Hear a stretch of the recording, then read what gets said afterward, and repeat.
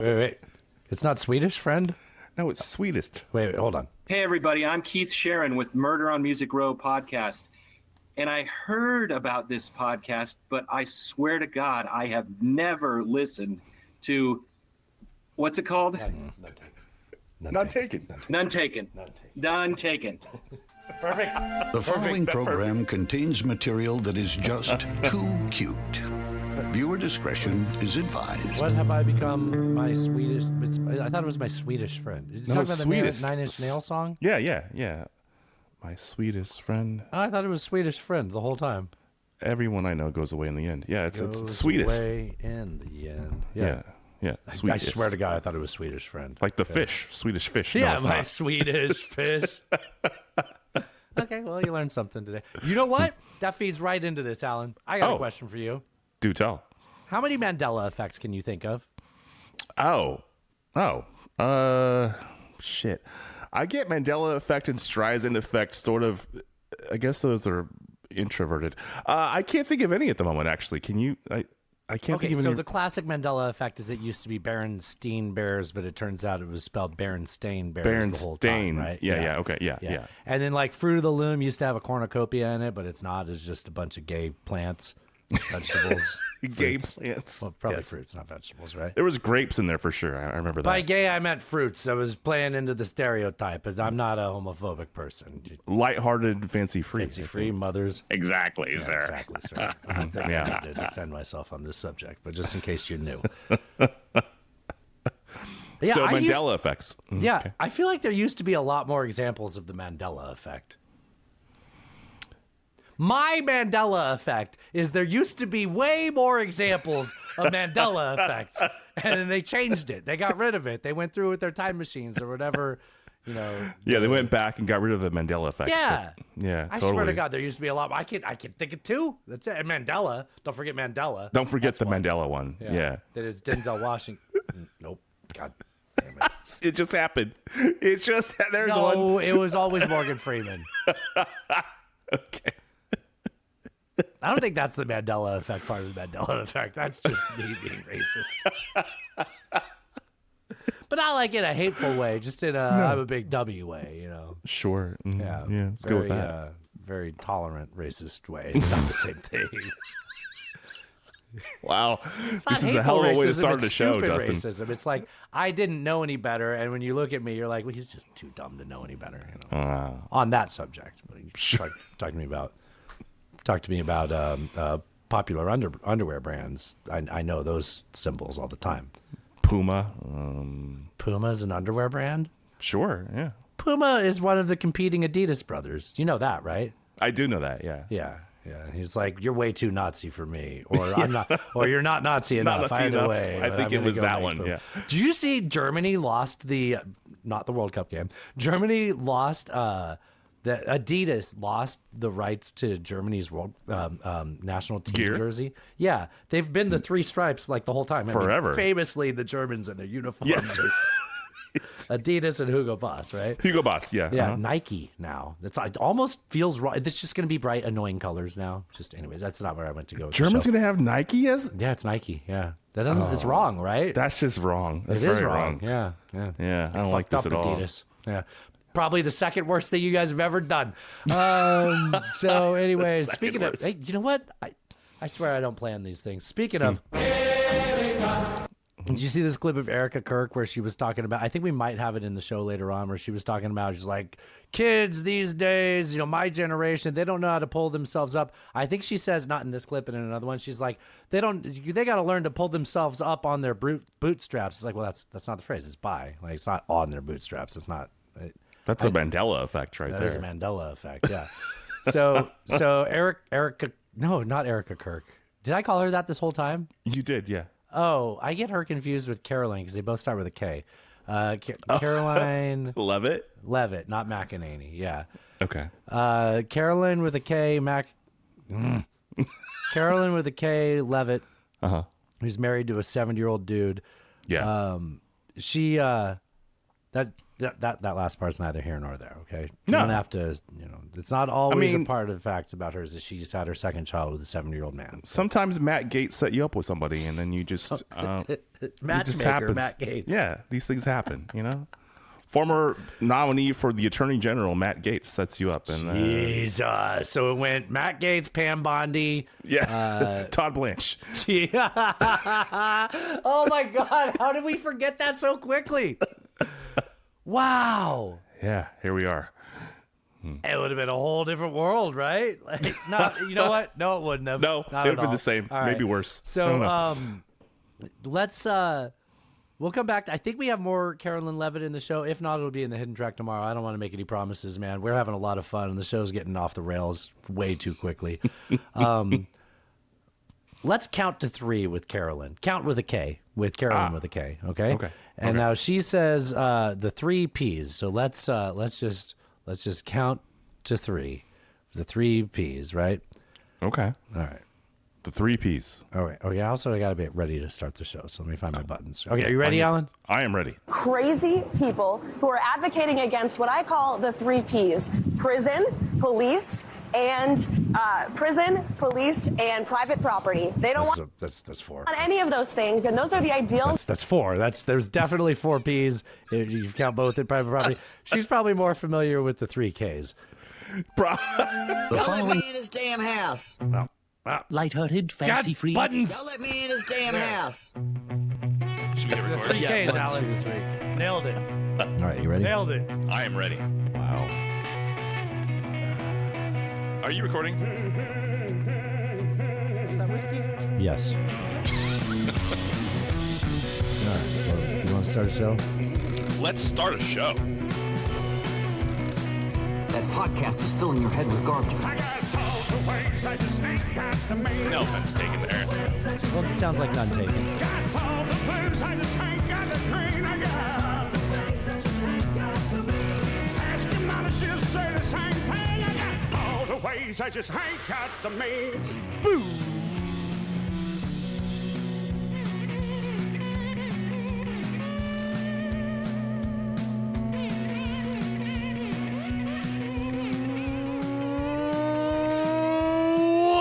Welcome, ladies and gentlemen, days and gays, to free episode number 586 of No Taken, the internet's only debate and current events show with 2 political nomads from 2 different worlds.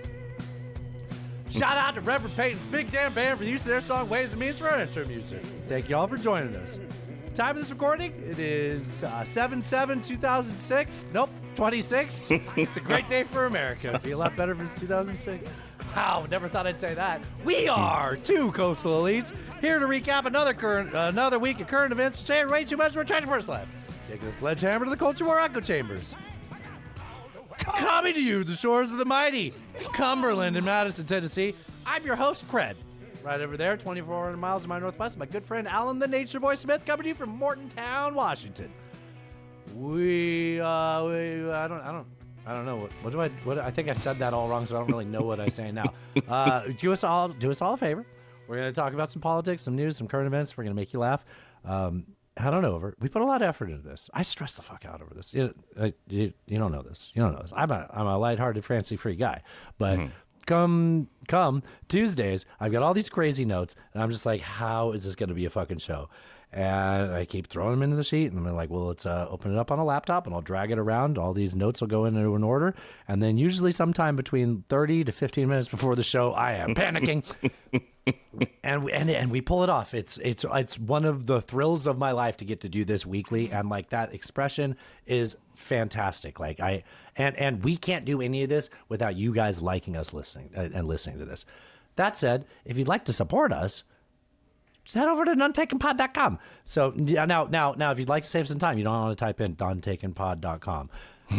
I'm thinking of keystrokes. You can also go to nonetaken.horse, which might be the same number of letters. But if you go over to nonetaken.horse, you'll get to see what we have on display here. Of course, you would know that if you're already on the Patreon and you were watching Nontaken.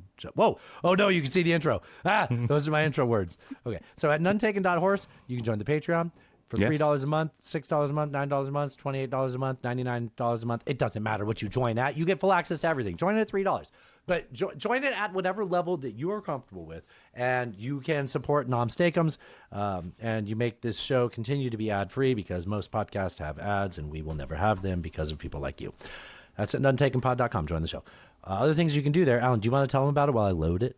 Hell yeah. So first of all, if you join the Patreon at nuntaken.horse, you get access to the hidden track, which we just did an hour and a half show before the show, which we do before every show. So you get double show.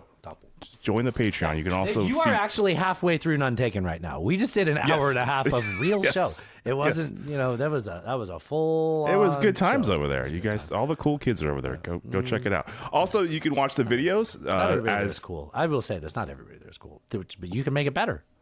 Yeah, you could be That's a weird way to talk about our fans. Yeah. Ooh, fans, yeah, you I can don't like watch that word. I'm ruining this as I talk. You can watch the video of us, and you can see the videos that Dustin plays on the show over there at nuntaken.horse at the Patreon. Also, there's a merch store over there. Dustin's showing that now. We got beer koozies. We got cum towels also / So golf. we got a message on our. So 99% of the actually every other message I've ever gotten on our chat through the website, the merch store is like, I'm a merchandising person, blah blah blah. I'm like, okay, you're a spammer. Maybe they're not, but we got one from a guy who's like, did you ever think that you wouldn't have to sell cum rags if? And it was like, hey, wait, hold on. Oh, you get it. I'm actually selling it wrong. But then we had a back and forth. He's like, I like your show recommendations. He had a good TV show recommendation that I just was not actually prepared to talk about this. I decided to wing this, Alan, and it's kind of crashing and burning. There's also there's a Democrats in the Dark shirt that I'm which wearing Dustin it. is currently Democrats wearing. After Dark. After Dark, yes. Yeah. Democrats this is the After shirt. Dark. This says Democrats After Dark, and it's got Alan. Can you name all 3 Democrats on here? We got Hillary Clinton. Hillary Clinton, and then there is Right in the middle? Oh, that's JCPOA. Yeah, that's the diplomat. That's John Kerry. John Kerry. Okay, what about this one, Alan? Oh, that's the That's Howard Dean. That's Howard Dean himself. Dean. Yeah, Howard that's Dean what it looks himself. Like. It looks like a mansion. I wore this around the house, and Natasha was like, "Where'd you get that?" I'm like, "I made this."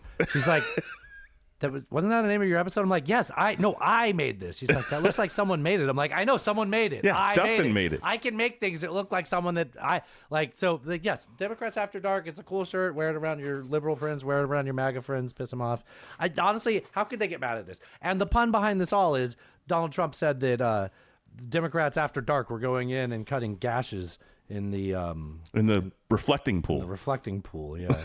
Yeah, they're going in there with razor blades, even though he said that stuff they put on there was indestructible. Yeah, he was like, you couldn't cut it with a knife if you wanted to. But then they this did. was Bo that said this. He said, "You guys ever think that maybe?" So listen to how this starts. Right, it's totally that meme they had me in the first half.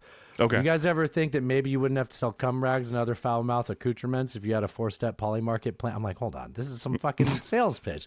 Right. 4-step poly market plan to take advantage of Mercury's orbital perspective from the Earth retrograde. Love your show. That's great. It's listening in Ontario, Canada. That's Canada, not the one in California, not the Los cool Angeles one. suburb, not next to Rancho Cucamonga. Also, there's some links down there at the bottom. Jesus, Don't forget. we're still talking about this? Okay, Yeah. hold on. Support the people that support us. Slickestdigital.com for all your SEO and marketing needs. Slickestdigital.com and JeffHancockPhotography.com for all your photographic needs, whether they be cock related or not. JeffHancockPhotography.com. Alan, you know what? You nailed it. All right. Great job. Well, I hope you all are having a great week. Dude, I had a great 4th of July Talk to me about it. weekend. I was on call. Let's hear it. The weather was fucking perfect Really? here. It was sucked here. I know. More.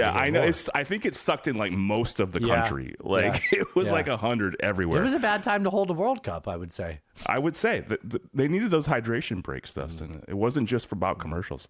They needed that water. We had it. It was a fucking great weekend. We had some people over, probably, 15, 20 people. We on 4th. Yeah, it was a good time. We had tents and stuff. People to sleep in. You had tents? We sleeping tents or sleeping pop-ups? tents. No, sleeping tents for people to sleep. Yeah, people stayed the night. We had tacos, we had burgers, we had dogs. I got to use my grill again, which I fucking love. You're a blacktop? Yeah, my blacktop, my Blackstone. Blackstone. It was a very good time. We lit off a bunch of fireworks. I almost got hit by a mortar, but I didn't. I managed to escape. That's a story? Well, all right. So, normally mortars, they come with the tubes and you put the thing in there and then it comes. Yeah, like in the army. No, like the fireworks mortars. Yeah, I get it. So you put it in like a steel tube? It's not steel. It's like cardboard that's reinforced. But usually, like the shell and the tube are separate. Okay. And so usually what we do is we like screw those things down on some plywood. Okay. And then they're stable, right? You can drop the shell in and shoot it off. Stable. So we got some that were different, where they were self-contained, where it was just the tube and the mortar were together, and you couldn't like. It's not like you drop it in. So I don't trust it. So you're supposed to just light the whole thing?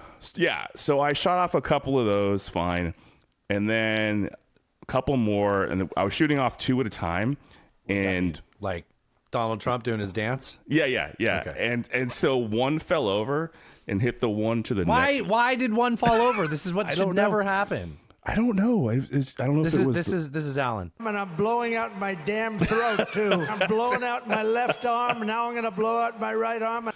Yeah. So I don't know what happened exactly. They weren't screwed down like I normally would do because it wasn't a reusable tube. You were almost statistic where it's like I almost was. everywhere around America, there's someone who doesn't know this is their last weekend with 10, almost said 5. So the 10 one on the fingers. right fell over, hit the one on the left, which pointed it towards me, essentially. So I took off running. I was already moving away from it.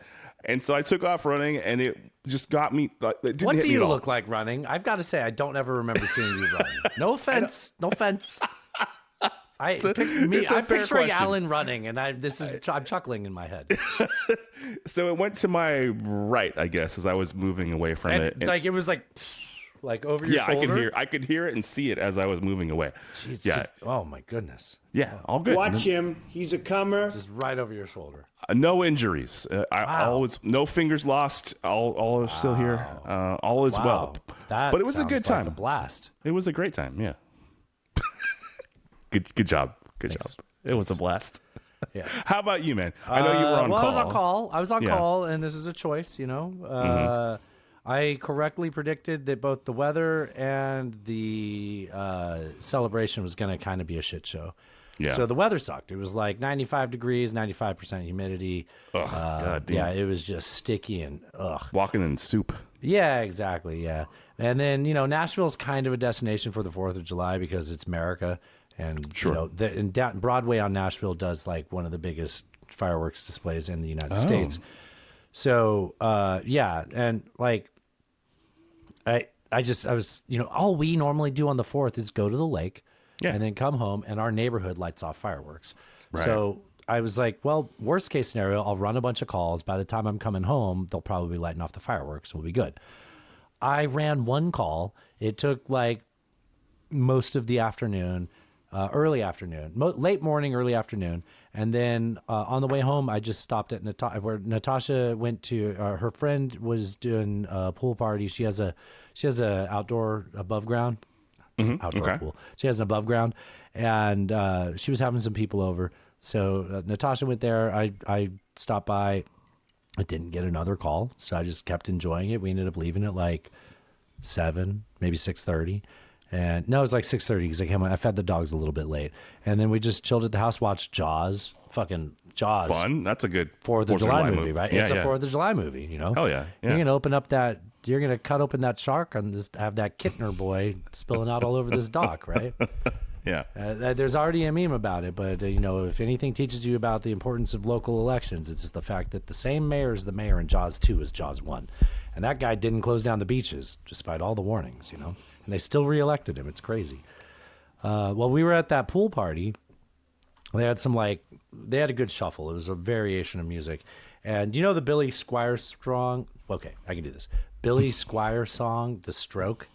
Yes, I know. Yeah. Stroke me. Is it Stroke Me? Stroke Me?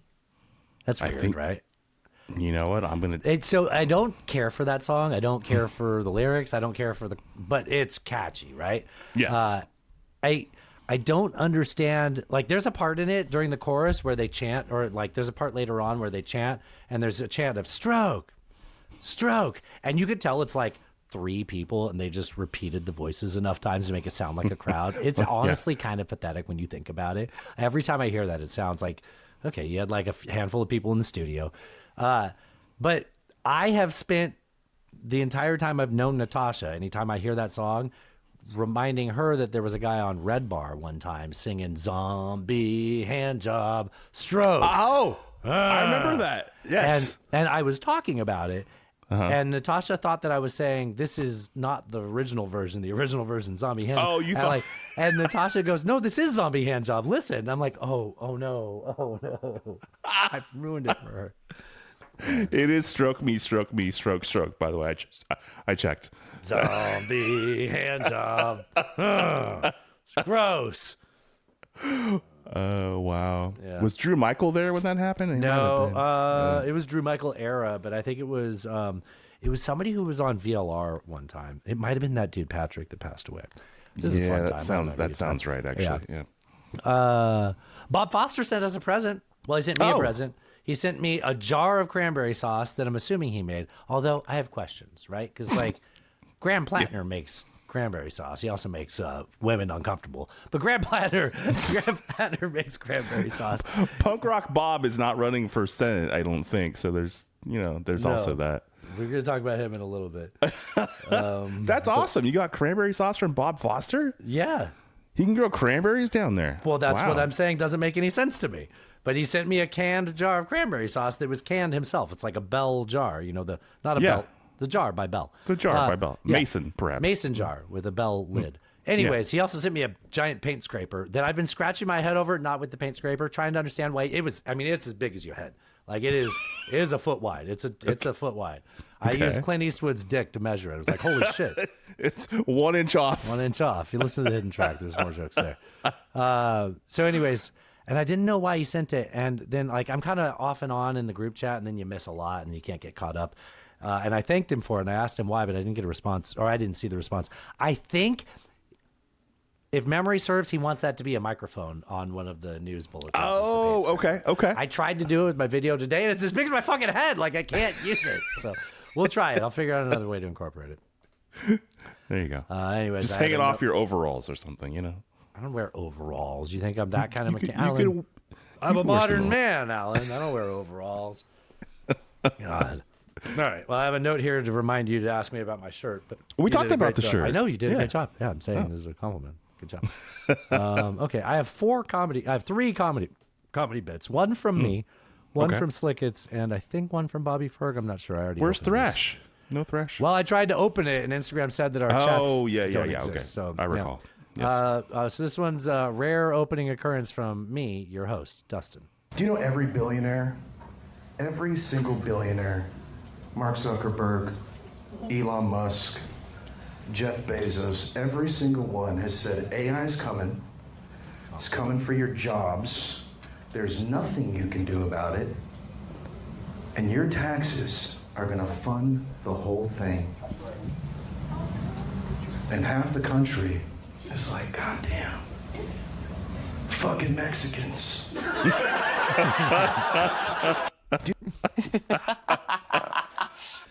Yeah, we're getting serious fast. Sorry. Yeah, that one. Yeah, very serious. Yeah. Oh, that is George Brett Olson. And then with this one, Slickett sent this one, and this is so a rare occurrence where I play a podcast on the show. I don't like playing podcast clips on the show. Yeah. There's only one podcast you like. It's called None Taken. It's our podcast. It's our podcast. We're the only podcast you need. This is Norm Macdonald. No, it's not Norm Macdonald. This is a guy doing an impression. This is some guy Mark. I don't know what his real name is, so his name is some guy Mark on Instagram, and he does a decent impression. I think we played him doing an impression before. Okay. I think so before, and I think it was like something. I think he's Jewish, and it was about Jews, and he's like, "You guys are laughing too hard," something like that. Does that kind of ring a bell? Just that guy in the middle. Sound familiar. Kind of Yeah. Anyway, so this guy in the middle, he's doing a Norm impression. So it's a complete made up bit of a Norm impression that turns. It is a joke. This is the equivalent of, remember DJs used to have to sell. Sorry, comics would have to go in and like do local to the morning show to zoos sell tickets. Yeah, yeah. That the podcasts are that version of that. That's what this guy's doing. Okay, But I think he's just hanging out with his friends. Anyways, here's the bit. It's Norm Macdonald as a guy doing an impression of Norm Macdonald doing a therapist bit. It's about Superman. There's too many layers. He'll explain it. You know the thing you do? And you're not having a good week and you throw the planet into the sun. So this is Norm Macdonald as Lex Luthor talking about talking to his therapist. Can you see why I struggled to set that up? Yeah, I can see. Okay. Yeah. Close your eyes. I was talking about a therapist the other day, and I said, Doc, there's this guy, you know, came down a spaceship, you know, and this guy, you know, he fly through a building, you know, doesn't even get hurt, you know, and I'm saying, we gotta kill this guy, you know, and they're saying, oh no, you know, this is a good guy, you know, yeah, lay down on train tracks, you know, and let a train drive right over his spine, you know, and heck of a chiropractor this guy is. And I said, we gotta kill this guy, you know? This guy has one bad day. You know, he's gonna throw the whole planet into the sun. You know the thing you do? And you're not having a good week and you throw the planet into the sun. And they're all saying, oh no, he's a good guy, you know? And I'm saying, and by the way, the only thing that kills him, you know, it's a rock. Like a regular green rock. That's what kills a guy. I said, yeah, it's just a rock. Okay, so it just does occur to me that was not a stand-up bit. That was just, if you love Norm, what a great impression. That was very good. That's a very, great very good. Yeah, that's very funny. Yes. All right, well, let's leave here with a little bit of comedy before we get into our more serious subjects. I say this comedy bit was intended to be a smooth transition more towards the serious subjects, but I don't think that we really nailed the comedy bits. I don't think the comedy bits were exactly lighthearted, fancy-free. That's okay. You come here to deal with the seriousness of real life in 2026, and we are here for it. So this one, Bobby Ferg sent in. This is a long bit, but it's about the concept of people saying, like, you're using humor as a cover. It's sort of a meta joke. Okay, all right. A lot of the anti-homeless architecture is passive. It'll be like spikes or a bench. Oh, he also has an autistic tick. I can see that. Yeah. Okay. Farm. I think that they should have an active anti-homeless architecture, like a big rock that squishes you if you Google jobs on the library computer. Let me on Rogan. I'd be on there saying stuff like, "No, that's dumb." George Carlin would not have had Donald Trump on his podcast. Lenny Bruce would not have opened for a Trump rally. Richard Pryor would not have normalized fascism. These Austin scene motherfuckers are nothing like their heroes. Like, oh yeah, I got to stand up. The Joe Rogan dudes. Yeah. That's like a heroes. I love very that. fair point. Are nothing like their heroes. Like, oh yeah, I got to stand up comedy to reinforce dominant power structures. And they all say that it's just a joke. They use that defense as if jokes mean absolutely nothing or in a vacuum.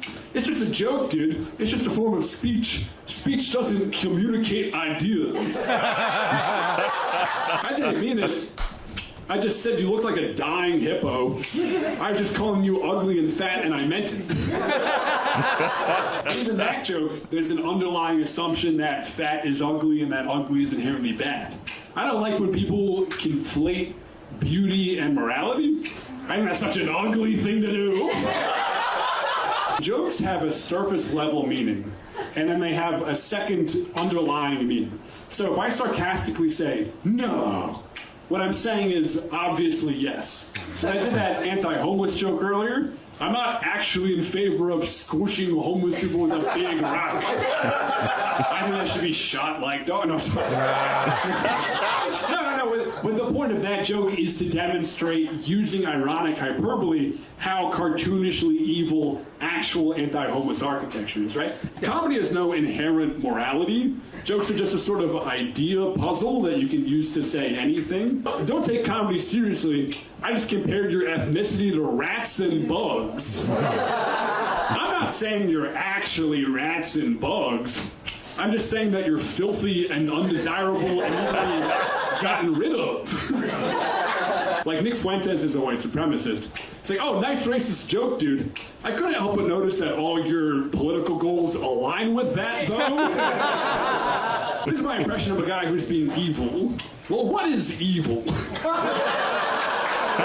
Trump used comedy and comedians to get elected. This all has material, real impact. Iran, Venezuela, ICE, Gaza. Conservative comedy in recent years has been one of the main ways that fascist ideas have been laundered and packaged and sold to the public. It's just a joke, it's just a joke, it's just a joke. They're at your door. And if you didn't like that section, don't worry, I was kidding. All right, there we go. That was long, but I thought it was worth it. That was worth it. That was worth it. Yeah. Yeah. And I think it's very on brand, like with us and what we talk about. 100%. We'd like to share. But I mean, I don't know. I was laughing all throughout it. Somebody singed a kitten. Somebody singed a kitten. Who is this? That was, I didn't give him any credit. Feldfrog. Feldfrog. Benny Feldman. Benny Feldman. Go laugh at him. Give and him a cry. follow. Yeah, Oh, yeah. Yeah. Do you want to get into a How about that? segment, Alan? Let's do that. So, and how about that? We kind of show things that are like, yeah, this is newsworthy. This is something that is going on this week, something that's being elevated. Somebody dug it through, some investigative reporting stuff up, type stuff. But it's a little bit more like, oh, wow, I didn't fucking know that. Isn't that something? All the stuff you've probably heard about, and we're going to deep dive into it. But this one, I'm going to bring you something that I don't know if you've heard about. Do you know that China has its own cigarette monopoly? No. No, Now, I was not aware of this. I would not be surprised if you had assumed that the cigarette industry in China was huge. I've met people from China. They smoke like chimneys. They smoke a lot of cigarettes over there. One thing that people in China love, it's making fun of Japanese and other Asians. If there's two things that people in China love, it's smoking cigarettes. Yes. Okay, here's more about this. It's like a minute long. This is Jason McClure, a journalist who's investigated China tobacco for years. China tobacco is a legal monopoly in China, and it has 19 different cigarette-making subsidiaries. It's literally called China tobacco. Also, I think Wei sent this in. Now, probably. Okay. All right. It's authorized to control all aspects of production and distribution, from plantation to manufacture to import and export. Together, they control more than 97% of China's cigarette market. Wow. This powerful monopoly funneled over $223 billion in profits and taxes into the Chinese treasury in 2024. That's almost $100 billion more than Apple's total profit before taxes in that year. It's a lot. And all of this money flows directly to the government. Which you were probably thinking, but if you weren't, you need to be thinking. You should be thinking that. The biggest tobacco company in the world is the Chinese government. Dude. One part of it, at least. Which means that the more the Chinese population smokes, the richer the state becomes. In fact, China receives more money from tobacco than Saudi Arabia does from oil. Fuck. So in 2023, it was somewhere between 6 and 7% of the central government of China's revenue came from China Tobacco's profits or taxes paid by China Tobacco. Now, to put that in context, that's about the equivalent of China's entire defense budget in 2023. Wow. In other words, China could finance their vast military with cigarettes. Fucking hell, man. That's crazy. How about that? No wonder they're building so many boats and submarines and shit. You know, they got cigarette money. They got all that cigarette money. Big cigarette. Yeah, yeah. That's why, Alan, that's why you got to roll your own cigarettes. Yeah, You can't be just buying do it Chinese homegrown. cigarettes. No, yeah. no Chinese cigarettes over Bell here. and John sent this in. This is sort of like a did you know about the origins of the Aussie accent? I thought this was pretty fascinating. I think we've talked about this. I feel like we've talked about this. Stop me if you heard this. About how the Old Suffolk and East Anglian way of speaking ended up influencing the way that Australians speak today. And this dates back hundreds of years, and I will explain some of the reasons why and when people from Suffolk and East Anglia went over to Australia and how the influence of how they speak was connected to us and our old way of speaking here. Now, something tells me this has to do with criminals because those no good ne'er-do-wells in East Suffolk or whatever she said. Had to go to that criminal colony in Australia. East Anglia and Suffolk, you know. Yeah, they just sent them to a penal those no colony. Good ne'er-do-wells. Yeah. Or there was probably horse thieves. The convict transportation era. And that went from 1788 to the 1840s. That's when a lot of convicts were sent from here in Suffolk and East Anglia and other places. They were sent to New South Wales, so that a colony of convicts. I prefer original South Wales. Yeah. New South Wales was a big The sequel's never as good, you know? Yeah.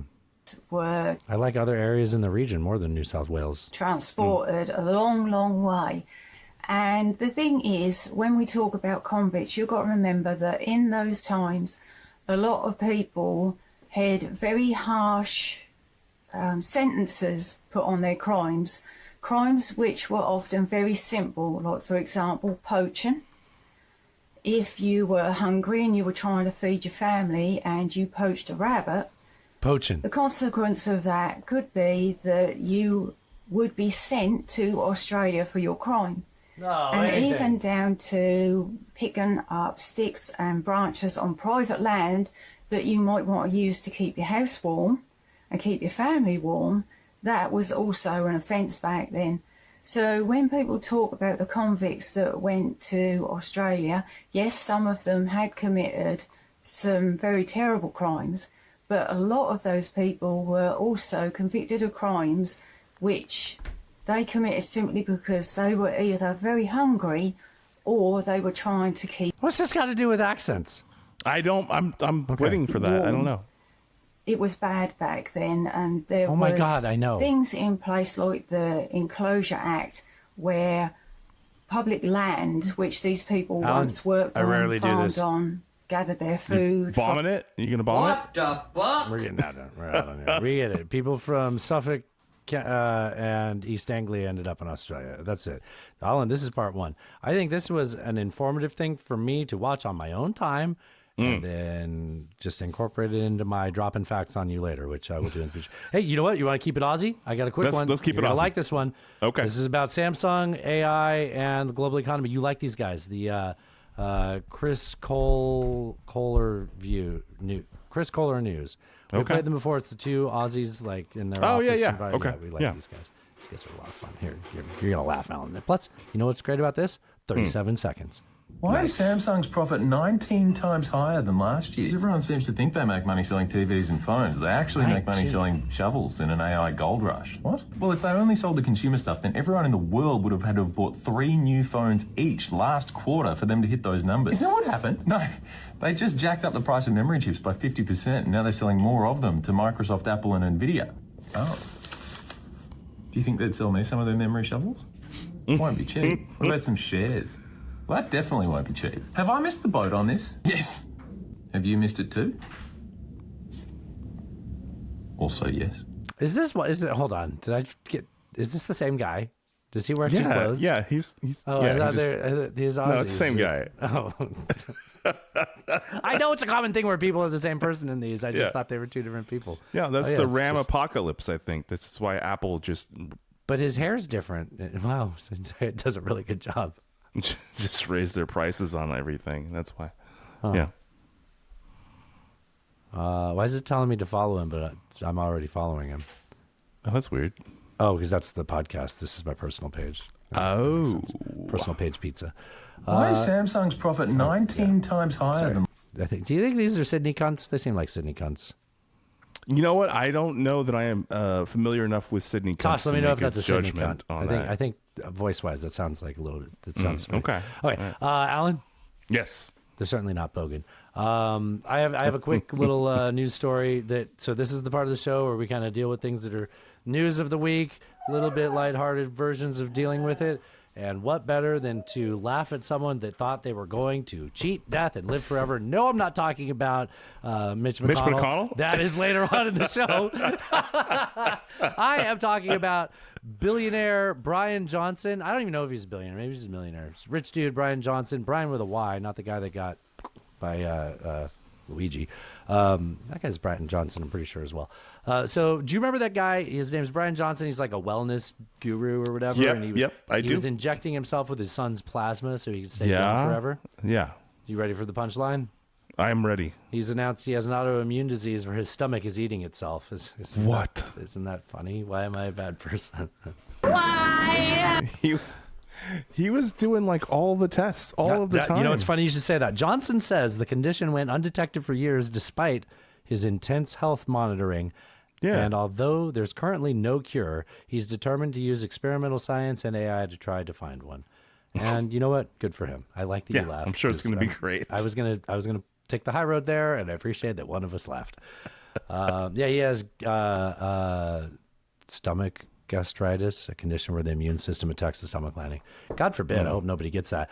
Although I would only want the people to get that be the people that were taking their child's blood serum, or whatever, plasma, and thinking they were actually going to live forever. Just who would want to do that? I don't want to do that. That's like adrenochrome for real. That's exactly fucked up. Maybe a couple hundred years. How long would you want to live? Say in our current paradigm, how long would you want to live? Oh, like maybe 80, probably. Yeah, like mid 80s, right? Yeah, I bet by 80s I'll probably want another 5 years. By about mid 80s, I'll be like, I don't know. Yeah, I'm done. Yeah. I used to want to live to be 100, and then it's like, I don't know. Although I will say this, my grandma, like, she was just fighting all the way. Like, she was thin and active and just like, you know. So I don't know. If I'm living like her, maybe forever, you know. Okay. Yeah, but not like my Methuselah grandpa. over here. So my grandpa had the Lewy bodies, the same thing that got Robin Williams. Oh. Robin Williams offed himself because he didn't want to go through the degradation of going through Lewy body dementia. I didn't know this until my mom was out here a couple of weeks ago. And she said it like in passing, Lewy body. I was like, I know that from Robin Williams. And I was like, oh, well, that makes sense because it was really rough for my grandpa in the last few years. I see why Robin Williams was trying to avoid that. And then what do you think the next thing I did was? You checked to see if that is hereditary, and it is not. So thank God. Good for you. All right. I was Dodge like, that oh, good, bullet. a new thing to fucking. I'm like, I don't know. I can't remember my words. It probably means I have early onset dementia. You're fine. Anyways, just don't get shingles. You know. And that's avoidable. You can get a vaccine. Shingrix. Yeah, you can get a vaccine. This was called Shingrix. Yes, it is. Today's episode of Untaken is brought to you by Shingrix. Head on down to your pharmacy. Yeah. Go to Walgreens. Get your Shingrix. Are you at all alive? It doesn't matter your age. Go get Shingrix. You don't want shingles. Oh wait, I got it. You don't. Have you ever had chicken pox? Yes. Do you think you had chicken pox? Go get Shingrix. Get Shingrix today. Yeah. Back to the rest of the podcast. Okay, can we? I know both of us chose to not go into the Brainwashing Network's presentation of the 4th of July. So there was a match that day, and I turned on the YouTube TV, and the first thing it did was it brought me to NBC, and they were showing like New York Harbor with all the tall ships, and I was like, God, there are not a lot of boats in that harbor.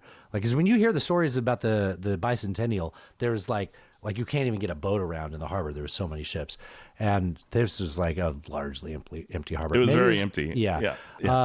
But if we're talking about celebrating America's 250th, we're talking about the debacle that took place on the National Mall. So have you paid attention to any recaps of it? Like, I wasn't like I said, I was watching Jaws that night, and we weren't done watching Jaws till like 11. And I was just like, oh, about an hour ago, the president gave a speech. Apparently it got rain delayed. And I kind of got caught up. Have you got caught up post fact on that? Like, do you feel like you kind of know what happened? You mean the Patriot Front guys with the masks and all that? Okay, right? Alan, I need you to go. I'm about to get really fucking mad. What did I just set you up to describe? I set you up to describe the president's speech, the shit on the fucking mall. Before we hit record, I said, I'm going to need you to give me space to make a punchline about the Patriot Front people. What the fuck was that? That certainly wasn't that. I asked you to give me a recap on the debacle of the 4th of July on the mall. Are you serious? Okay. God, I have a fucking joke that I don't get to use now, and we didn't get, and I like teed it up. I was like, Alan, describe the thing that happened where the president gave a speech. No, I'm not talking about Patriot Front. Nothing about what I said was Patriot Front. Fuck. Okay. I scrolled ahead. I'm sorry. What is scrolling ahead? This is not your show. Ugh. There was a rain delay, and then the president came out and talked on the National Mall. Yeah. And big mistake. I'm so sorry. I didn't need to ask you to recap this. So yeah, so there was a big rain delay because it's the summer and thunderstorms, it's the northeast. Yeah. There's so they told everybody to leave, and then they said but don't go anywhere. Stay close by. Also, you're gonna have to go through Secret Service checkpoints one more time and come back out there. And by that point, most people have gone home except for the biggest MAGA-tards in the world, or just super patriots, which exists. There's people that are like, I love this country no matter who that scumbag is that wants to give that speech. I'm gonna go see the president give a speech when you get a chance to do that. I believe that's a percentage of people. So they waited until after 11 p.m. Trump was like, we're gonna do the same. Trump even brought it out. He was like rain. They say rain is good luck. It's like, no, that's something you say to a bride when it rains on that is not a true thing. That's something you say so that the bride doesn't cry on the most important day of her fucking life. Like that, nobody believes that. That's like when a bird shits on you and they're like, it's good luck. It's like, no, that's something you say to someone who got shit on by a bird. Like, you don't say rain is good luck on my fucking speech on our 250th. Like, no, and then, so because of that, he didn't go on the stage until after 11 p.m. And when he wasn't talking, he was up on stage and they had a spotlight on him, like a king or whatever. It was weird. Yeah, he was it was falling weird. asleep and stuff. I'm pretty sure Marco Rubio did fall asleep. He doesn't do the long blinks like Trump does, who definitely doesn't fall asleep. Mm-hmm. But so Trump spent his majority of his speech talking about the history of the wars of the United States, which is just classic sign that your student didn't pay attention in history. They just remembered the wars in order, which that is not a country's history. You don't just remember the history of the wars of the country. I shouldn't have to say that 3 or 4 times, but I feel like it's worth repeating. And then he misquoted the Constitution and quoted the Bible, but he was probably reading a teleprompter at that point, I would think. I don't know. It just looked embarrassing, right? It looked pathetic. When I saw any recap of it, I was like, this is just, you should have let people go home. Insisting that you're going to do it is just you're making it about you. It's okay that it rained. It's okay. And they did. They had fireworks with cloud cover, which is just flashy clouds. Stupid. Yeah. Yeah, I mean, he talked about it in the run up to it that he was like, I'm going to talk for 2 hours. It's going to be 100 degrees. I don't care. I'm going to do that. I'll give this speech. And it was. And we all thought we'd get a McKinley moment where he gives a speech in a place where he's advised not to, and it went on for too long. And no, instead we got the worst of both worlds. It was definitely about him. Mm-hmm. Yeah. And he made it about him, right? That was the part that was frustrating, is he just had to make this about him. And he talked about communism. Communism is the big boogeyman because a handful of socialists won a handful of Democratic primaries in Democrat-heavy cities and locations. Mm-hmm. It's yeah, I mean, I don't blame them. They need to have a boogeyman. Although, I don't know, the last time communism was the big boogeyman, it seemed like a good way to keep the middle class from revolting. And maybe if we can have communism be the boogeyman again, we can have a middle class again. Huh? Hey, that'd be great. It's just a thought, right? Yeah. Okay. Sure. Also, if Trump wants to focus on communism being the enemy of America, maybe we should focus on the fact that his 2 best friends in the world are President Putin and Xi of China. And it's just, I'm going to do those in order. Putin was a KGB officer of the USSR, which is pretty fucking communist. And definitionally, Xi is the head of the Communist Party of fucking China.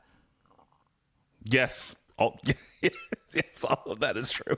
But God forbid, a district in New York sends a congresswoman up there that is a Democratic Socialist, which isn't even a party. It's a fucking club that people are a part of and run as Democrats. That's actually a distinction worth pointing. The DSA is not a political party in America. Maybe that doesn't matter, but it isn't like the DSA is winning. People that are members of the DSA and running as Democrats are winning. Yeah, so they want to have a food co-op. It's fine. It's not. I don't. What's the big huge danger here? Right. And they can want all they fucking want. It still has to get through the city council. Yeah. And maybe it that, will because Mondami seems to have he seems to be a kingmaker right now. I mean, he's having a winning streak. How long that lasts, we'll see. He's got buildings falling apart. They're going to blame on him. Sure. Nothing to do with him, but I don't know. That shit pissed me off. And then, yes, Alan, there was a white nationalist rally on the National Wall. Hold on. And yes, Alan, there was a white nationalist rally in Washington, D.C., and some guys were wearing masks representing Patriot Front. See, it was going to be a joke. See, it was like the and meaning that it was Trump. Was the, I Yeah. see. All right. I get it. All right. There is a now iconic photo of the woman on the subway being surrounded by them. There's all kinds of stuff happening there. There was only like 400 people. Like There was 400 Patriot Front people? Yeah, it was 400. It's a big amount. That's not that much. Not in a place It's a like lot that. in one group. Like if you saw 400 people moving at once, even in a place with a lot of people, that's like it's not Sure. like they're all. It's not 400 people out. Like that's 400 people in a mob together. Yeah. All wearing the same outfit and mask. Yeah, and very uniform, form-fitting hats. KKK. You know, like Yeah. you know, we got the white sheets, but they're really snug and dry Right. fit. Yeah, Dry fits. Jesus. Yes. Dry they don't fit. want. They got the mask over their mouth so they don't spread their germs. That's probably Yeah, what of they're worried course. about. Yeah, they're very COVID sensitive. They don't want to get the woke mind virus. No, that's how you get that. That's how you through particles. I am sorry for yelling at you, but I was really excited about that joke and didn't get to do it because you. And then you said that you were reading. Don't read. Please Okay, don't read I this. won't read. I'm not going All to right. read anymore. Okay. All right. What good does it do you?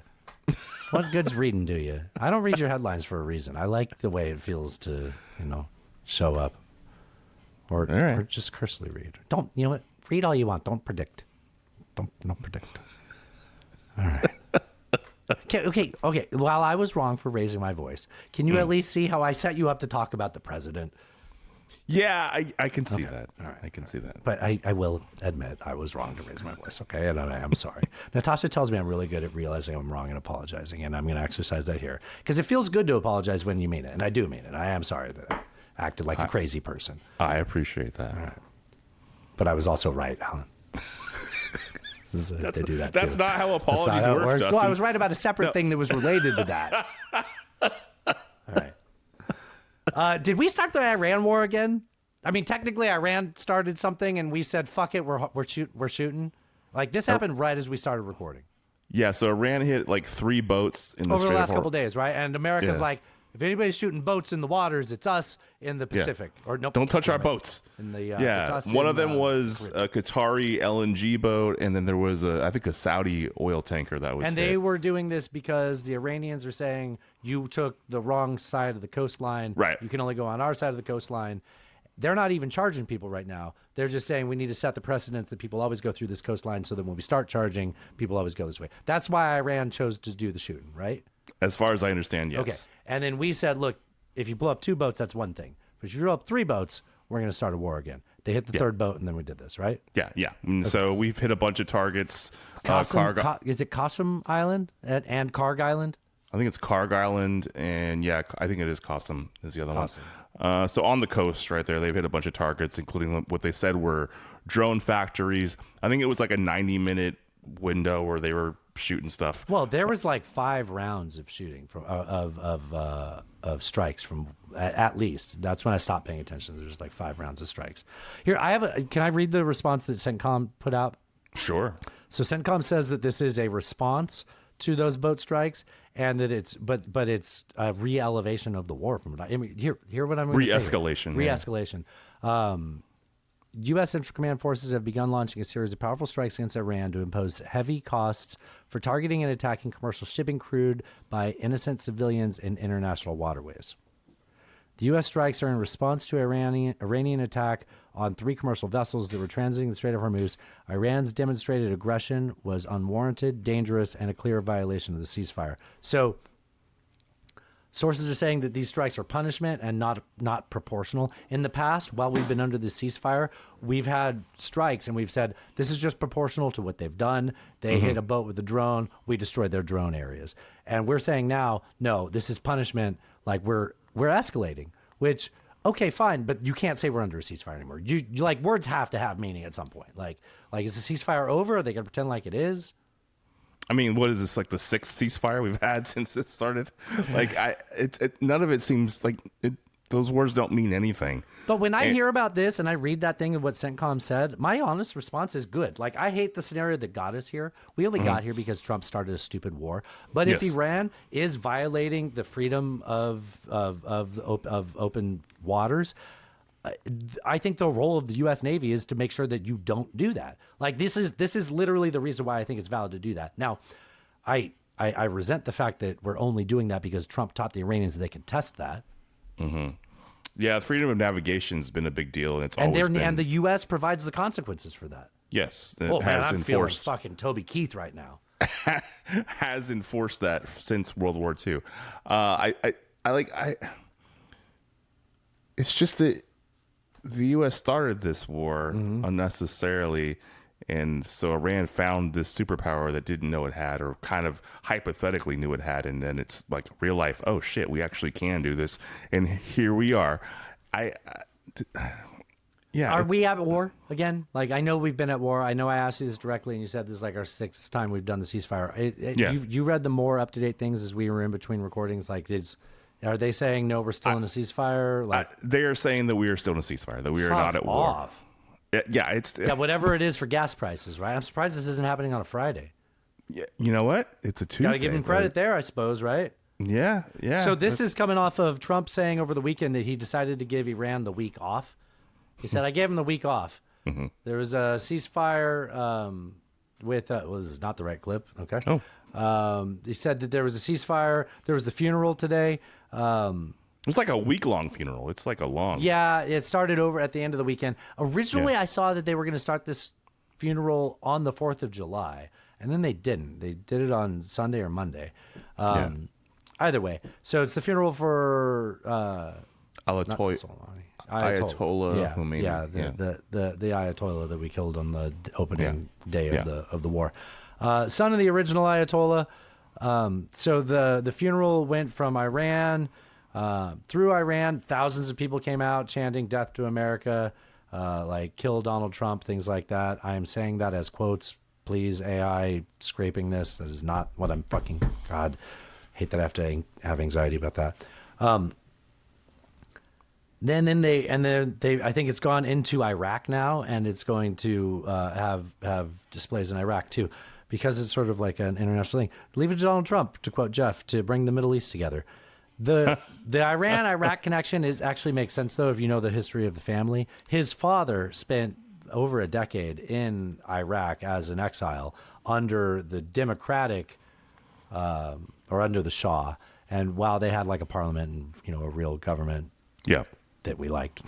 So prior to the revolution, prior to the revolution, the Ayatollah who just died, his father, before he became the Ayatollah, was living in Iraq, and then when the revolution took place, he swept in, and that was like, right?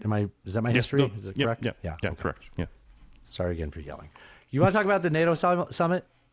Sure. Okay. Sure. Let's talk about that. So,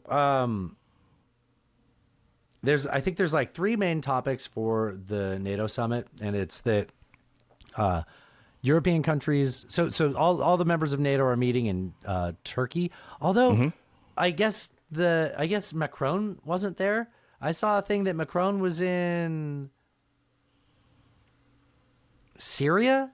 I think it was in Syria, and there was like bombs going off around the hotel that he was in.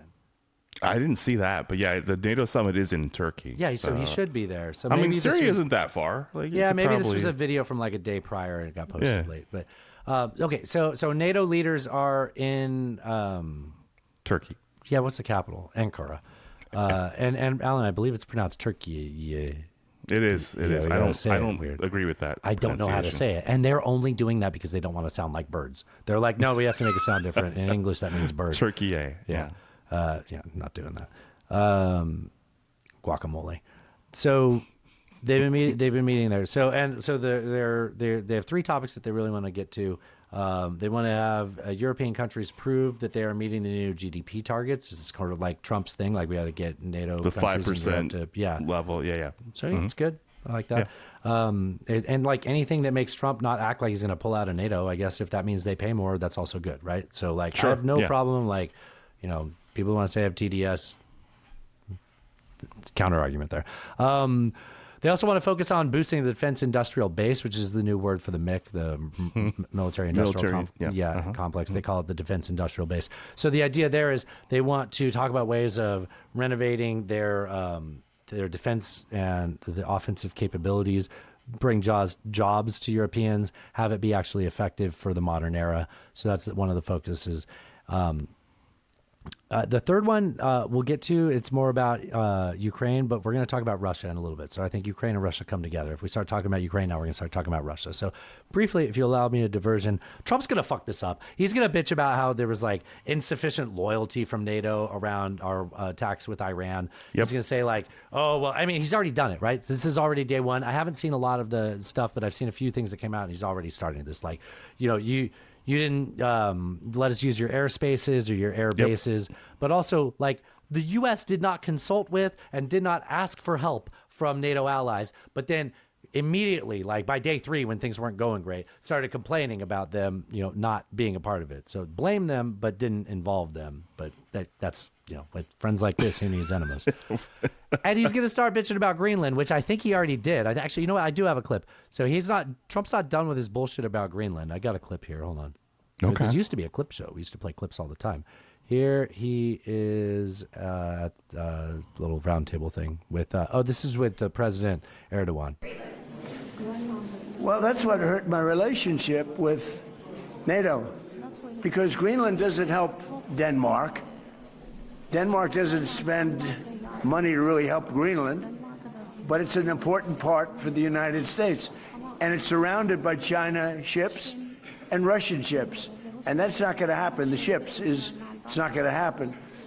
It was Greenland that Do you think he's hearing people talking gibberish over his shoulder? And he's like, I don't know how to keep talking about it. I doubt he's hearing that. He's just skiing downhill. He's like, I gotta keep on. Continues to be. That should be controlled by the United States, not by Denmark. And when they wouldn't go along with it, and with all the money we spend to help them with Russia, and we don't have to spend any money, we could remove all of our soldiers out of Europe. I honestly don't. Maybe it's because I paused him in the middle of it. I don't know what the fuck he's saying. Do you? Are you actually following a line through of like you're following his train of thought? I mean, he doesn't really have a train of thought, but he's pissed off about Greenland. I mean, I heard that. So geographically, Greenland is strategically important. Nobody's arguing about that. Nobody's arguing about that. Yeah. But the thing is that like we have bases there and we have agreements with that country. No, he's a real estate developer. He's like, you can't have a lease on Greenland. You have to own it. Yes. But we could have anything we wanted there. That country. That's already got settled the last time you bitched about this over like a little under a year ago, and it got settled. But them like finding a way to be like, here's the things you want, and he left being like, okay, we got all the things we want. We don't really need to own it. And then he's just like, I want Greenland. Like, I want the Greater North America Project. I need Canada. I need Venezuela. I need Greenland. And Cuba. Don't forget that one. Yeah, Denmark has been one of our closest allies for, 80 years. It's for a very long time. And so, like, there's no need for any of this. But this man wants to put his name on everything, right? On fucking Which hotels. is weird, though, because, like, he always wants to just put his name on things that other people build. It's like, well, that's kind of called leasing. Like, right. That's kind of, What do I know? He's the real estate guy, Alan. So one thing that I think has been kind of strange about this, or is more evident about this, is where are they all meeting at?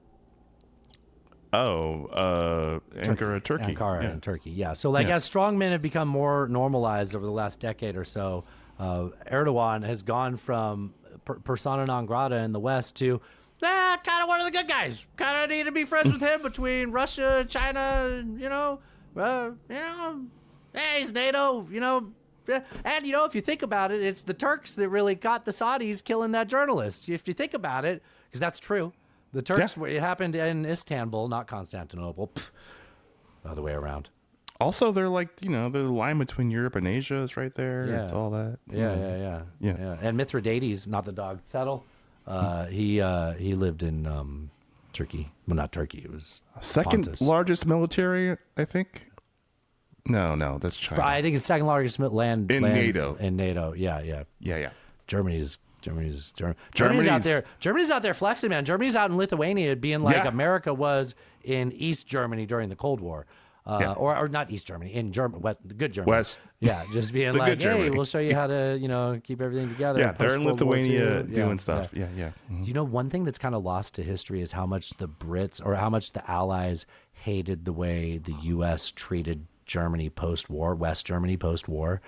And it came up in one of my Smiley books because it was written in like 1963. And there was this guy, he's a British guy, and he's just like, it's wrong what the Germans did to the Jews. I don't care if West Germany's West Germany, East Germany's East Germany. Those people are like, and it's wrong that they just brought them into the, like, and I was like, man, this is a perspective I have not fucking heard before. Like, yeah. Wow. Okay. Yeah. I haven't know gotten to that one yet. It's a tangent. Oh, yeah, that's right. Which one are you on? Smiley's People.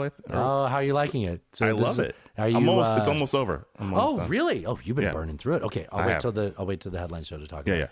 yeah. Where are we at? Germany? West? No, we're certainly not Germany. Strongman. Oh, so we're just like embracing strongmen now because like Trump has normalized it, right? Yeah, he's best friends with Putin. Erdogan turns out one of the good strongmen. Him and Modi. Those are the good strongmen. I think it's weird that it's not necessarily us embracing him, but it's the Europeans that I are. agree. Right? I like agree. it's the Yeah. Europeans that are Yeah. embracing. Yeah. They're like, oh, we need this country to be here with all their jets and their bombs and their missiles. I have like, been telling you, and I'm not as articulate about this as Mo is, but Mo is constantly a guy in one of the group chats. Mo's big thinks on Instagram. He's constantly making points about how the future is Turkey, and I think he's right because I think that Israel's going to overextend itself. Israel's always going to be backed by America. I don't think Israel's going to be wiped out, but I think Iran in its current state can't last forever. I mean, maybe it will. Persia has lasted forever, but Iran in its current state hasn't. Well, I don't know if it will. Israel, it's not going to keep its friends. And I think there's a future where Turkey really dominates that region. Turkey and Pakistan, I think, are put your money in them if there's a way to invest in that. I mean, geographically, Turkey sits in a very it always has, right? The Bosphorus. Always has. And, That's the whole. Always has. The gateway to Asia, right? Yeah. Yeah. Okay, so I see you did have some notes. I don't appreciate you adding notes to my show, Alan. Oh, did I add notes? Did I do? No, I added this. I just want to get mad at you. I was like, I was gonna add one more notes. time. All right. So Giorgia Meloni, Mommy Meloni, the Italian prime minister. I don't know. If it's Sexy. I mean, as politicians go, right? Like as ugly Hollywood goes, like this is a good version, right? Yeah, yeah. She's no AOC, Alan. No, doesn't have the feet, you know. I was going to say AO Feats, and I didn't say it, and then you said it. And anytime I say AO Feats, you call me out on it. Yeah, I know. All right. So a couple of weeks ago, we were talking about how Trump lost not only the right, but the Italian right. Like the inventors of fascism are like, you go too far. You talk about Mama Maloney like that. You shut your fucking mouth. You talk about my lady. Because he was like, she begged me for a picture. And they're like, we do not beg. We are Italian women. We are strong women. We do not beg. And then like Trump said that she needs, like he made a reference before leaving for the NATO conference that he needs to get a restraining order for her. Yeah. Because she's like, okay, you say yeah. Okay. Feel free to sprinkle in your thoughts on this. I think, he's kidding. It's funny. I don't know if he means it to be funny, but it's funny. And then he came out and was like, like he was mad at her because she didn't help out with Iran, but also he says he still likes her. There was this whole thing. He can't help himself. He's just like me and you. He's just, and he's got more of a thing for blondes, at least I do. I can't speak for you. No, I prefer brunettes, actually. Yeah, likewise. Yeah. I don't know, Alan. Does the carpet match the what's The it called over drapes. there? No, Alan, come on. Oh, do the drapes match the mosaic tiles? Yeah. See, the Romans, they're famous for the mosaic. Yeah, you found it. You found it. I was thinking the whole time. I just started it backwards. All right, we talked about Greenland. Talked about strongman. Oh, here's Trump. So when Trump met with Erdogan, he met him and he said what sounds like a racial slur. He's just out there like Durka Muhammad Jihad. Listen to this audio. This is hilarious to me. Like this is real So this is real military music. Like, here, listen. Oh, okay, the music stopped. It'll be at the end. Merhaba, Ashgar.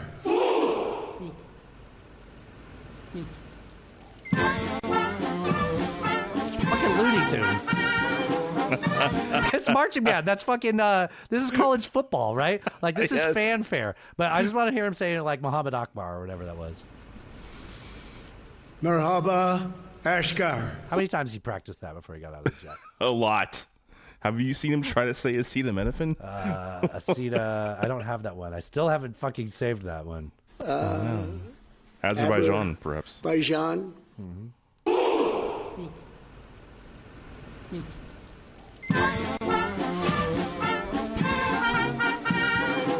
Fight! Oh yeah, F-35's fine. Oh no, the Turks don't get F-35s. They're flying F-16s or something. All right, so it's a traditional Turkish it's like military something to greeting. soldiers, right? Yeah, it means hello, soldier. Okay. Well, and he's addressing soldiers. I don't know what this fucking means. Apparently, it's an honor, and he decided to do it. He also said that we're not going to have any sanctions on Turkey. If we had any, he's removing them because you don't sanction your friends. That's what he said. I don't believe it. Yeah. Well, they put the sanctions back on Iran. I forgot to mention that. That's why I feel like the war is going on again. I saw that they reinstated the sanctions with Iran. They revoked the ability for them to sell oil on the international. Isn't that part of the? That's part of the 60 days. That's part of the MOU. Yeah, it's part of the MOU. Okay, then it's done. Then it's yeah. Somebody's got to have a spine here, and I'm gonna bet on the Persians. Like they need the money. Hey, you needed the money, but they've had a couple of weeks of it. I mean, I can see them being like, no, you don't get to fucking tell me I can't. Or Alan, they might play a little game that Trump likes to play called "Who's gonna fucking stop me?" Because last time I checked, it was really hurting our military to keep trying to stop them. Now it was. I tend to, maybe I'm a little bit more of a patriot than you might have imagined, but I will bet on the American military being able to continue to fight, because we were still fighting half-assed, right? Like we weren't doing full on. Yeah. But I don't want to live in that world. I don't want to live in the world where we go full bore on that. Like, this is the dumbest game of chicken ever. It is all unnecessary. All unnecessary. Meanwhile, Bibi's like, oh, I don't get to fight Lebanon anymore, but I guess you and Iran are still fighting. Not that that's exactly what I wanted. What? Oh no. And he gets to create the scenario where like, okay, but we'll stop you from Lebanon. It's like, hold on, did I just get fucking rabbit seasoned into thinking that that's the big deal? We're still over here fighting Iran. Rabbit seasoned ass. That's great. That's great. Yeah. Yeah. I like that. Yeah. That's a show title right there. I'm writing it down. I don't know what it was, but there was something earlier that I think actually, you know, it's not rabbit related, but what's the rabbit in the hair, the tortoise in the hair? Oh, yeah. I think I got a tortoise theme that's going to come up that you're going to like. Don't. Yeah. Let's talk about Russia. Yeah. So the third thing that NATO that was like on the agenda was for NATO to reaffirm their commitment towards defending Ukraine. Mm-hmm. Here's Preston Stew. We like Preston Stew. He went to the NATO summit and he was outside of it. This is his take on Ukraine being a part of NATO. We're wrapping up day 2 here at the NATO summit in Turkey, and President Zelensky was here today. He made his pitch as to why Ukraine should be a member of NATO, and honestly, kind of passes the common sense test, if you're asking me. I understand coming at this a little bit biased, but... Before he gets into that, did you see any of that stuff about Zelensky at NATO and like sort of the handcuffs they kind of put on him? Okay, so like, you could talk. You just need to tone it down too much. Like, let's try not to get...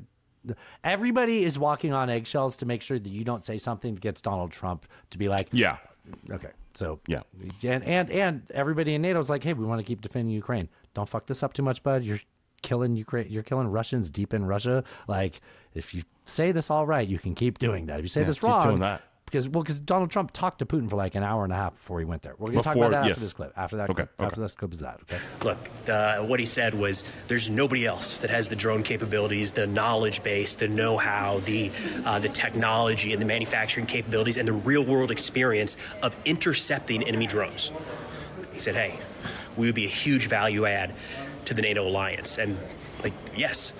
that's the kind of thing we want on our team, right? If somebody has all that experience, we want that. Pull that in, have those capabilities defending the NATO alliance. So anyways, he gave a very short speech at the Defense Innovation Forum, I believe it was called, kind of a new thing that NATO's putting together, where the entire focus was on not as much innovation, honestly, as procurement of new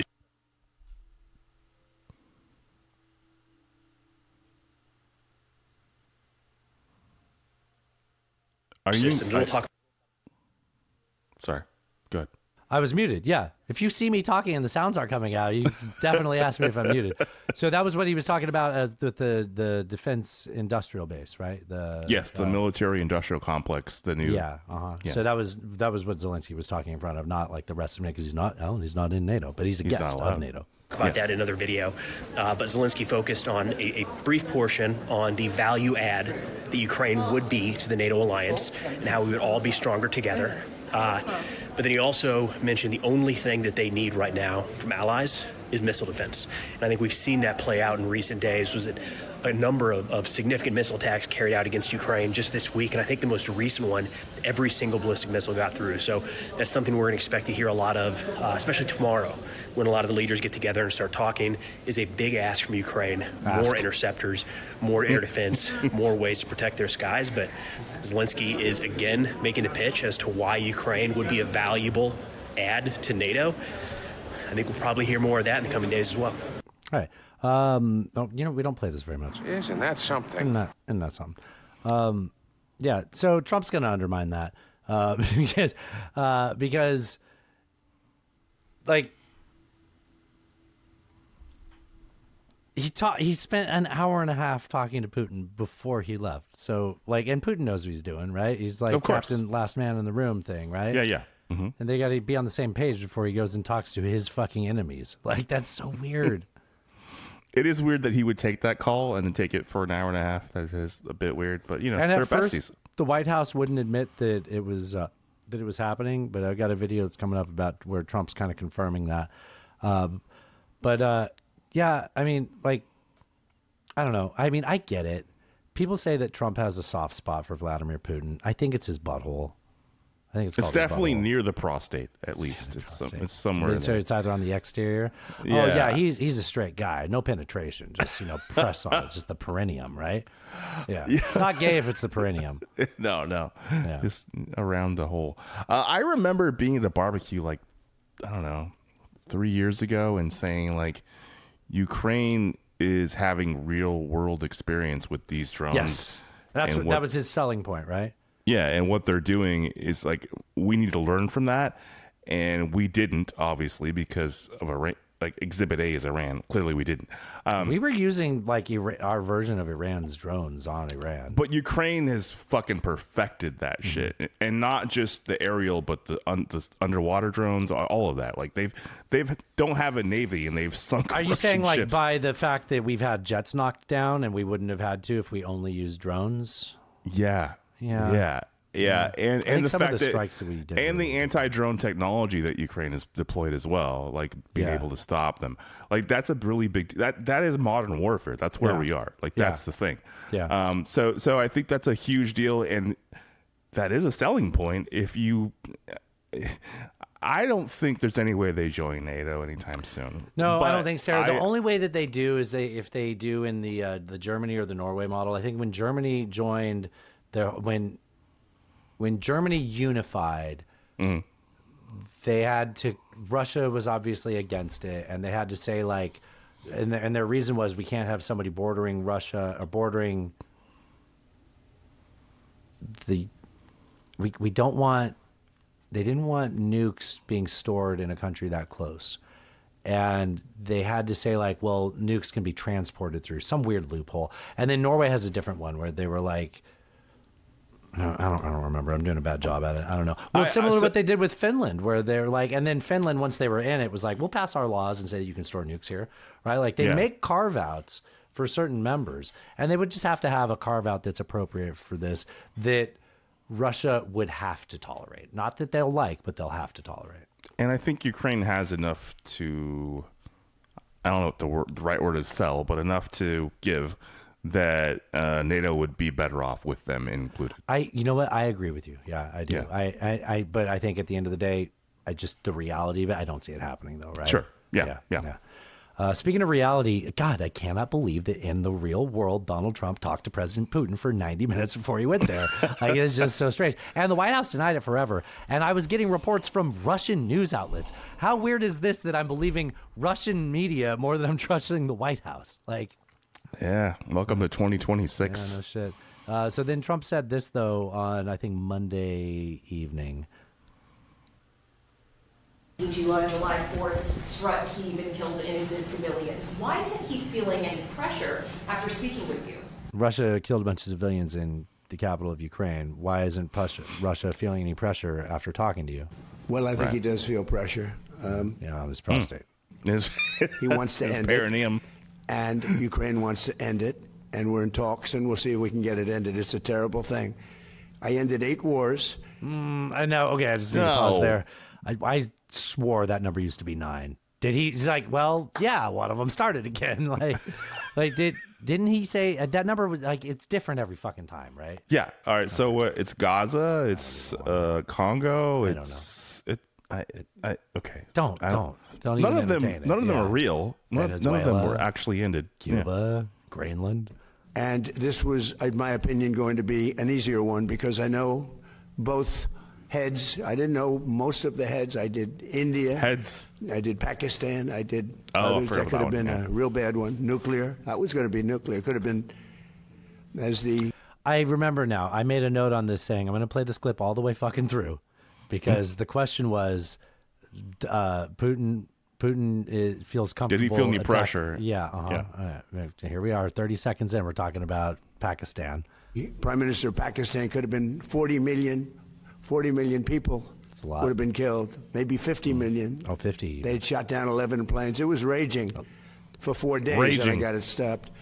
And I did that, but this is one that I think we're getting much closer than people realize, and President Putin wants it to end. I will tell you that very strongly. Well, I believe good you. call, and I believe that President too. Zelensky actually wants it to end now. And we're going to be going to NATO, and we're going to be talking about it, and I think we're going to get it. I think we're going to get it ended. It's been a terrible situation. Think of this: 25,000 people 2 months ago. 25,000 people were killed. 1 month, soldiers.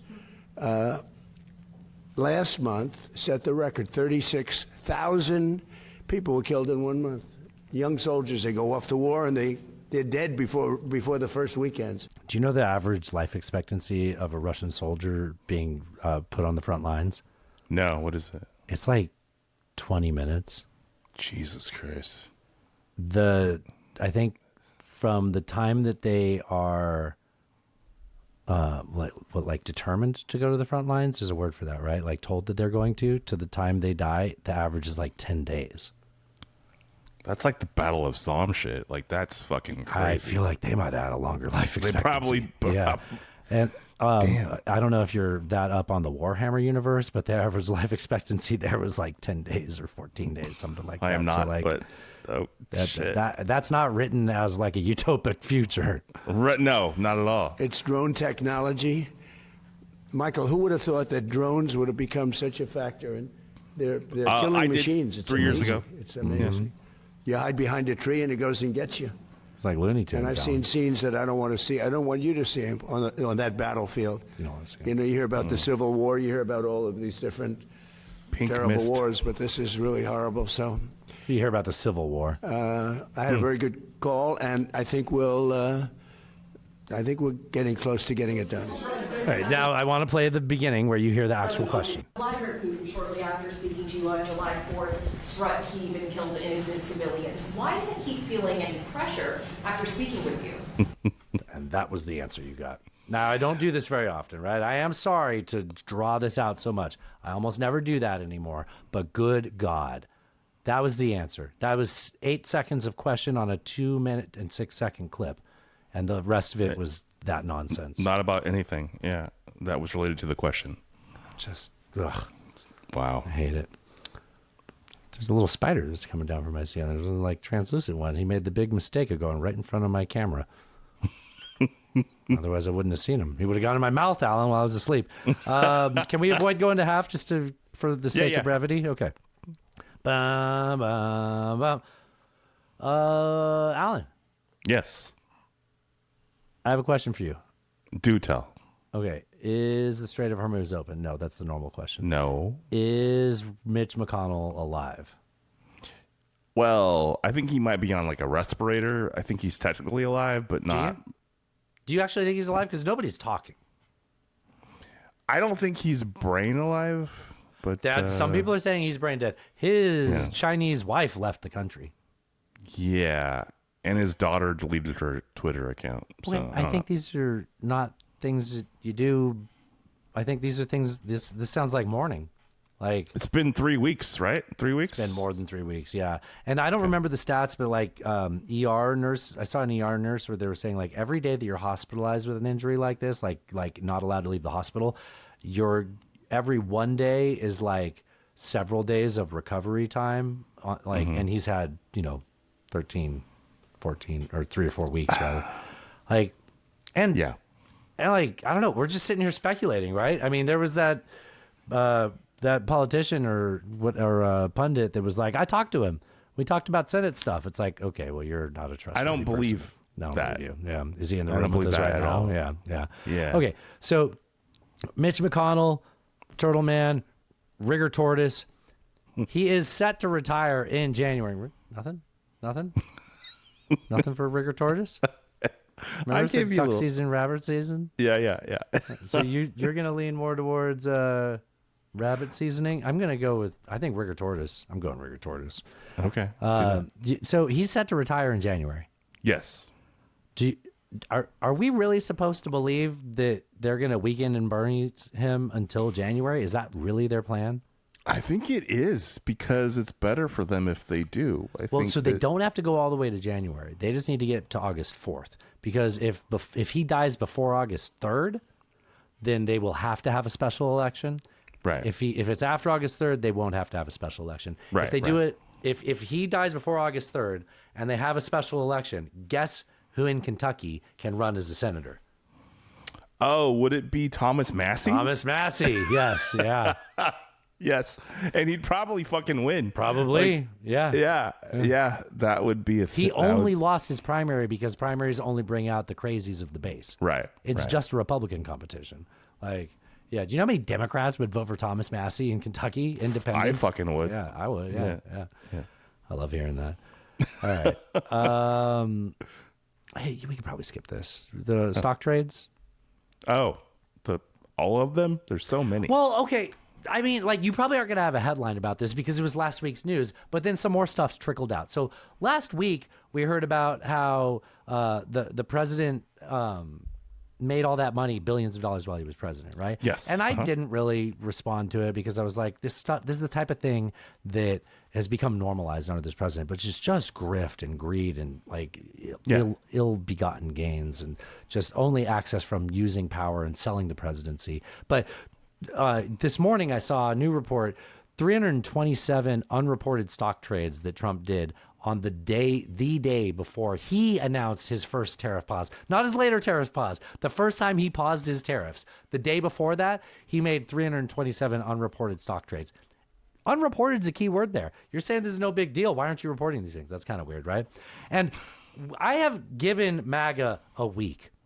And I have yet to see anybody in the MAGA sphere brave enough to talk about how wrong it is for the president to be invested to the tune of billions of dollars in a cryptocurrency, an alternate currency to the U.S. dollar. The president has billions of dollars in an investment that is a rival currency to the U.S. dollar. The president is invested in a rival to the U.S. dollar. The president is invested in a rival to the U.S. dollar. And nobody in MAGA gives a fuck about it at all? Not one person's brave enough to say anything about how wrong. The president has billions of dollars in an investment that is a rival to the U.S. dollar. Yeah. I mean, and all those stock trades before Liberation Day, like like we were supposed to be liberated that day, and I don't feel all that more liberated since that tariff day. I'm sure it's just a coincidence that they released all of this information at the end of last week before a Labor Day week, or not Labor Day. They released all this information before 4th of July weekend. Just slow news cycle. If anybody was at work on that day, most of the people were probably, taking a half day, right? Or they were on vacation that week leading up to it. Hey, remember last year on 4th of July weekend when they thought they could announce on the Sunday of 4th of July weekend that they would not be releasing any more Epstein materials and declared that there was no further disclosures that were appropriate or warranted? I quote. I do recall this. Yes. I remember this. Fucking Pam Bondi. And that's where this whole thing started. That's what got Ro Khanna and MTG Thomas Massey to to pass that bill. Yeah. Fuck, man. We're a year into this bullshit. Anyways, let's do a little bit more of the Trump cult. So we've got this is a great clip of friend of the show Bob Cesca highlighting one of Donald Trump's many, many brain glitches that he loves to have. It's one of his signature moves. It's the weave and the brain glitch. So, you know what? I don't have to set this up because Bob Cesca is a radio DJ pro. He's going to sell this with his spin and his propaganda to it, and I love it. I love Bob, but this is his liberal bias. Alan, you ready for some attack? I'm ready. Of the Trump cult. Here we Check go. out Looney Donald going full psychopath during his Oval Office thing today. You know who the number one person in TikTok is by far? TikTok. Trump. Me. TikTok? What? By the way, if he's talking about TikTok, not even in the top 50. 22 ships came out of the Strait, and the famous Strait of Hormuz, nobody ever heard of. Almost forgot the name of the strait, then nearly choked on his own slobber. I always got helipads. Other people don't. Very hard to get. The hardest thing to get is a helipad. No, the hardest thing to get is out of debt in Donald's janky economy. We're going to have a full team, and Belgium's going to have a full team. They beat us. We'll say I say it was rigged, just like the election was rigged. There he goes, blurting the quiet part out loud again. His brain is filled with rocks and garbage. He's literally saying out loud that if things don't go the way I want, I'll say it's rigged, just like I said with the election. Not erection. Yeah. Like, okay. Wow, how bad is that, though? Like, how bad is that when he's just on autopilot out there, he's like, look, if they win, we'll say that it's rigged, just like I did with the election. Fuck, that makes it sound like I make things up. Damn it. Hold on. That's Also, exactly what he just did. That was not rigged. That was we got our back blown down. If anything was rigged, it was our fucking goalie that decided to make a fucking divot rather than kicking the ball and clearing it when that first goal got scored. What a ding dong. That was the second goal, I think. What a fucking dude. We don't talk about sports on the show, Dustin. Dustin. Talk about sports. Let's do it on the next hidden track because we didn't have time in this last one. Speaking of Donald Trump and reading and talking and being a normal human being, here he is on my high school classmates podcast, Usha Vance. Miss JP Mandel. Miss Mandel, excuse me. Oh no, I stopped sharing. I hit the wrong button. Damn it, I'm going to have two videos. I got to make sure they line up. Good job, Dustin. Here is Usha Vance, not a couch, talking to Donald Trump, asking him if he likes to read. Do you have any time to read for fun these days? So I end up reading mostly newspapers. I usually read stories about myself. Do you? Nah, that checks out. I know, but God. Like, I want to live in the world where that's like a big story that we talk about. Like, that was just lost this week. Like, wow. It's just like, we're just like, oh yeah, he's a vapid piece of shit. Yeah. We know he's a narcissist, but right, but that's one of those things that came out in that book, that Jonathan Swan book, where they were like, in the first administration, he was at least on TikTok, he was at least scrolling through Twitter, seeing the news of the week and reacting and commenting and doing, but now he only is looking at stories about himself. Like, so as bad as that was, at least he was poorly informed. Now so he's much just worse. Like, whatever it is about me. Yeah. The echo chamber. Yeah. Speaking of the echo chamber, though, I like this clip. I think, let me see who sent this in. I'd ask you to tell me, but I don't want you to look. Stabby Joe sent this in. Stabby Joe sent this one in. So this clip still kind of gives me hope about like being able to reach out to the least brainwashed people. Just just the uninformed people, right? The people that are like conveniently in the political party because they're uninformed and maybe like their parents were, or they're less inclined to be Democrat to Republican, but they're still open-minded to be presented with information and changing their mind on it, right? Right, okay, So this okay. guy gives me hope for that. Think about the funding of Ukraine. No, I don't think that should happen. Why not? Because we need to take care of America first. One thing I like about this guy is he asks good questions. So just like asking someone that says that why not rather than jumping down their throat is what gives this the space for him to be open to hear you, you know? Mm-hmm. Should happen. Why not? Because we need to take care of America first. America first? I agree, but I'd make the argument that funding Ukraine is exactly how we put America first, because a lot of people think we're sending cash backs, but we're sending old military equipment, right? Not a new argument, right? We've been saying this No. almost as long as the war's been going on. Yeah. And after we send that But watch it work on this guy. military equipment, we get to create new American jobs to restock and repile that, right? That's a good point. On top of that, Now, some of the things like linguistically that he's doing is a bit of a trick. Is he's saying what he said was his important thing, proving why it was still important to do it this way, and ending it with right and giving him the microphone. Like, there's just so much about that from a sales perspective. You're going to be inclined to be like, yes. Fuck, why did I say yes? You said right. Hold on. But like, I think that it's working on him. I'm just saying there is some linguistic tricks going on, right? send that military equipment, we get to create new American jobs to restock and repile that, right? That's a good point. On top of that, do you think Vladimir Putin's our enemy? Not really. Really? Why not? Because I think he's trying to run his own country. And he's not, I don't think he is a threat to America. It's okay that he's running his own country, but the problem is when he starts to invade other countries next to him. So we should protect sovereign countries. We should protect our allies, essentially, right? I agree. So that's like us trying to invade Canada. And that wouldn't be okay. Right. So to piece my argument.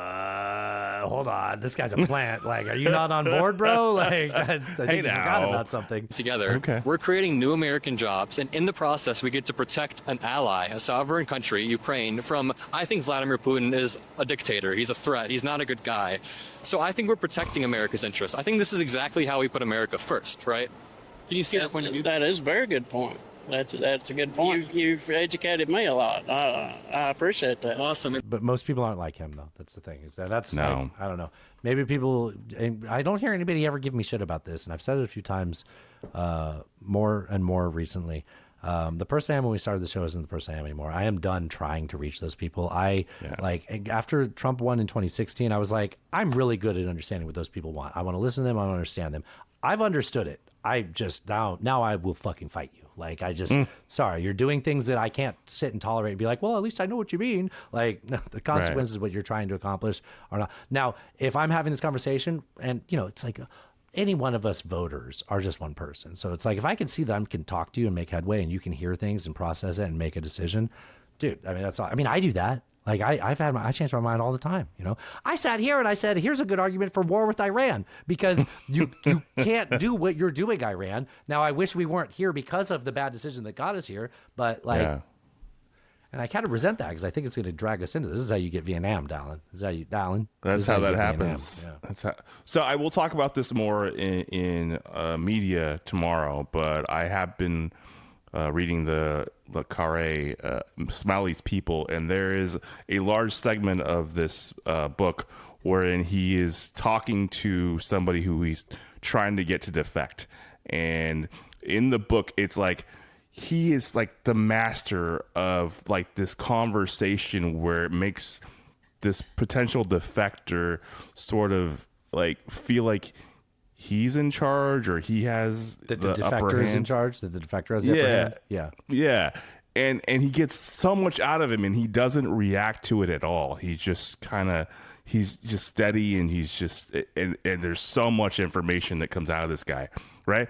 And I know Picard, like he wrote that, like that was all him, but that, what just happened there in that interview seems to me like a very similar sort of situation where the interviewer was very steady and able to like communicate ideas that this person was like, oh yeah, that makes sense to me and I can understand that, and then maybe perhaps change their mind. And we did definitely start this show trying, like None Taken is about that. Like we tried to do this to communicate with people we didn't agree with. I resent MAGA for changing me and making me not like none taken. Like, no, you can be offended. In fact, have I said this on the show? Like people, I have. I said like I am political. Did I say that last week or something? You said that with Burbank, Jessica Burbank. I think was the first time I heard you say it. Where you're like, oh fuck that. no. So like, have you? I'll save it for the end of the show. I think because I don't have anything in the fucking show. I just realized that. Okay. But like, have I talked about when people say I'm not political? Did I talk about that on the show or no? Oh, you did. You did. Was it like last week? But I think so, yeah. But like I get it and I understand, but that was brilliant. That was so well done. Like the verbal, like it's not just like a rhetorical trick, but it is a way to get people to engage and understand what you're saying. Yeah. Yeah. But right. Well, I mean, there's verbal tricks, and then there's just the concept of language of I have a thought in my head. I'm trying to put it in your head by making mouth sounds and having them go into your ear and make vibrations go into your brain, and your synapses will turn it into a fucking thought. How can I do that in the best way possible, right? Yeah, 100%. There's a fine line between that and brainwashing. I just found something in the show with I'll be happy with. We're kind of getting there, actually. I want to talk about Graham Plattner. So we're not just going to pick on the left, or I mean, we're not going to just pick on the right and MAGA. Man, Graham Plattner's had a bit of a week. He's been had a bit of a few bad weeks. So if you're just getting caught up here, Graham Plattner was the Democrat who won the primary to run against Susan Collins for the Senate seat in Maine. Everybody that talks about the Democrats flipping the Senate say that it all runs through Maine. They say it's almost no chance that they take the House, right? Or is it more likely to take the House? And they're more likely to take the House. Okay. Senate is hard. Senate is hard. And the only way it's going to happen is if it goes through Maine, right? Yes. Okay. Yes. So Graham Plattner is, to a lot of Democrats, not the perfect candidate. To a lot of other Democrats, he is a populist. He is people that are tired with the status quo, that are looking for, with an anti-incumbent bias, are liking him, even if he comes with things that sound pretty communist. Ideas, socialists will say ideas. None of that matters because first he had a Nazi tattoo, then he was sexting people, then a Republican operative accused him of like sexual impropriety, but now a person who said that she is aligned with his politics, not that that matters, but a woman who says, like, I would vote for a candidate who has his politics, but I am speaking out. She did 3 interviews with Politico, I think, right? CNN and Politico. And, yeah. She did 3 interviews with Politico over the last 2 weeks. That's who broke the story. Okay. And then she told people that she knew not to date him, that were like considering dating him, were like, no, you shouldn't date him because of what she's talked about. We're going to talk about that in a second. It's a bit graphic. It's not as graphic as it can be because I don't know all the details, so I won't. But like, but she's like stopped people, and there's documentation for this, right? Like there's documented texts and emails of her saying like, hey, you don't want to date that guy. This is what he did to me. And do you care to talk about what he did to him? Her? What the accusation is? I can say it if you don't recall it very well. I mean, so the accusation is essentially that they had. She showed up at his house drunk. He showed up at her house drunk, forced his way inside. She said that at some point she recognized that she was not going to be able to stop him. It's a pretty harrowing account, and it's through I mean, I believe this woman. I don't think that she doesn't have to. That this seems credible, and she has documentation to back up her claims, both with therapists and communications with friends. And I think. I don't remember the other relationship. So my question is, after the New York Times article came out a month or so ago, how did people in his camp and the Democrats in general not have enough Oppo research to know that this was coming? Yeah, that's a great question. And what about him to not be honest and tell his team, hey, this is definitely going to come out, right? Because he woke up at her house. Like, he knows that happened. She told him. She told him. She told people around him. He knows that she has told him that, which means he knows that she would tell someone this. Like, there's, like, at some point, look, this is largely about his mistakes and, like, that like, it's a disgusting and a violent act. Even if you're willing to look past that and you're just a fucking like hyper rational person, it's like, well, guys rape women, whatever, grab them by the pussy. I like that. God, that doesn't need to be isolated. Like if you're one of those people, fine. From a policy perspective, you're going to vote for a guy that wouldn't disclose to his campaign that something like this is 100% going to come out, and he just thinks he'll get elected. Like, that reflects his decision making. Like, there's multiple reasons why this guy needs to not be someone that represents your party. And I'm actually kind of pissed that I'm pissed that he took this to this place because he knew this, and I'm shocked that the Democratic Party didn't know. I mean, the words come out and then I hear myself. Like I think that maybe that there was an assumption that, given the current political climate and the president in the White House's transgressions, that maybe they could overcome this. Or the other allegations, not this. The other allegations. Okay, be careful. And that they thought that it wasn't this. that big of a deal. Yeah. And you know, he kind of came out of nowhere. He's fucking, you know, he was sort of handpicked, and like, this is the guy that represents these people, and maybe they'll vote for him.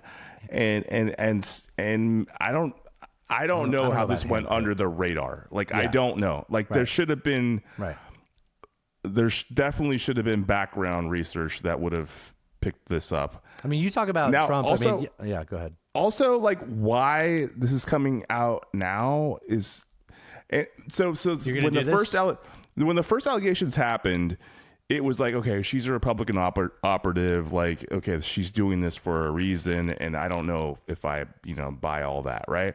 Yeah. And now this is like a whole different level, different thing. I don't have any problem being consistent on this. I don't care that it's coming out now. I think that you can bring up the question. Like, I can understand the mind saying, because I've had the thought, weird that it's coming up now and not earlier. I don't care. I don't fucking care. This person's credible. Like, I believe this person. I think that there's enough human beings on this earth that you can run against Susan Collins without it being someone that has credible accusations of rape. Like, I don't think that's a challenge that's insurmountable with even a light population like in the state of Maine. Like, yeah. And I don't get that. I understand that argument. You said that before. Like it's like you could find somebody better to do this. Yeah, I said that about Kavanaugh. I'm going to say that about this Democrat. I think you said it about Harris as well. Yeah, like you could find somebody better. You're right, Alan. I say it a lot. I hate that fact that I say it a lot. Yeah. We're not that far from the election. Oh, you want to talk about that? He could pull out by the phrasing. He could pull out by the 12th. If he pulls out by July 12th, or maybe it's the 13th, they would still be able to have a Democrat. They can put the party, the state can pick a Democrat to replace him. There's a woman that they think is most likely to be it. I forget her name. Gosh, I had all this information. She was the one her. that was runner up, I think, in the primary. Yeah, think so. As far as I can tell, she's a Democrat historian. So one of those three named women. I'll pull it up. Okay. As far as I can tell, he will pull out. Like, I think this is a fait accompli. Like, that's done. Like, I don't think there's no way he runs at this point. As far as I can tell. It's a woman with three names. She's a historian, and she has a little bit of baggage with her. Just fucking websites, man. I mean, it's not the person you're thinking. Can we get Stephen King to run? Like, fucking. Well, you got to be careful about which Stephen King you're talking about. Well, the other one might be dead. Oh. No, I'll tell you that later. Okay. This list is not okay. Historian. Heather Cox Richardson. So Heather Cox Richardson is a political operative. She's also a historian. She's also has a few scandals in her past, in the sense that like nothing like personal or financial that we know of. Who knows? I mean, closets in anyone's skeletons in anyone's closets, I guess. She didn't rape anybody, as far as I know? As far as we know. But there's she had a lot of backlash because she claimed that Charlie Kirk's assassin was a far-right extremist. She was like one of the first people to go out and try to spread that narrative. But in terms of pros, she's a super progressive. So Maine is not a super progressive state, but it has a lot of progressives. She's a guarantee for the progressive Democrats. It'll be tough to see how that goes in a general. But my argument is, like, we are underselling the fact that the young voters are tired of old candidates. They're tired of incumbents. Like, a lot of this stuff with Democratic Socialists winning is just that they're the only people out there saying, hey, I'm not fucking Chuck Schumer. I'm not Hakeem Jeffries. I'm actually saying things that are addressing the things that you want. Now, I might agree with you in disagreeing with the effectiveness of what they're promising, what the socialists are promising, but like, I think that a progressive should do well if they're actually saying things that are going to address affordability, getting jobs, having jobs, making sure AI isn't going to prevent you from making a living, like being able to own a home, maybe, spark the American dream. Nobody else is really talking about that. Certainly not Susan fucking Collins hoping that Donald Trump learns a lesson this time. Like, I still think that you could put anybody in there and still do a good job. And I don't think you'd make a mistake by going too progressive. I mean, we could find out. You're going to lose anyways. So, I mean, you're about to lose anyways. Yeah. No, I think you're right. And I think that Maine's kind of a weird state politically. It is. But I think that maybe a further left candidate might be successful there.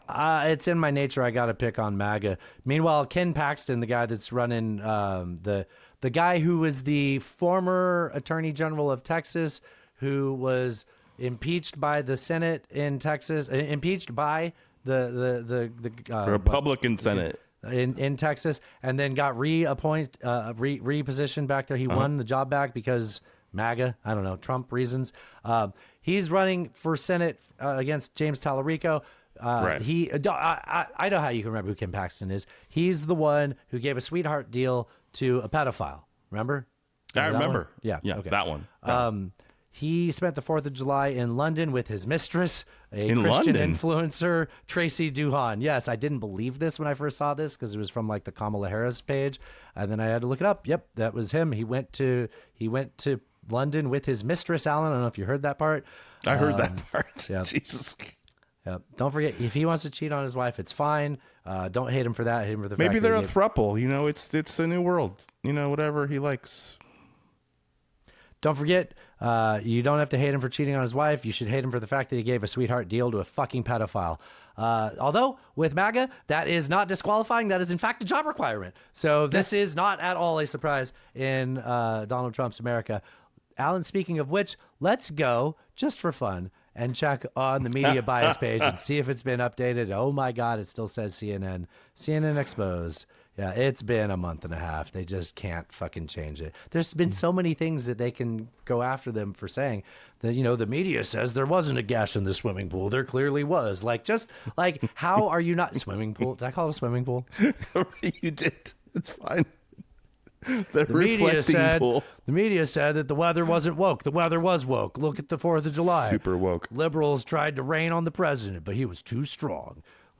Just put something in there. Change it. Jesus. We made it, Alan, and we're going to get this in under 2 hours. Aren't you proud of me? I am very proud. Because I have to pee. Nicely done. I like to end the show with a final thought. Yes. That is a thing.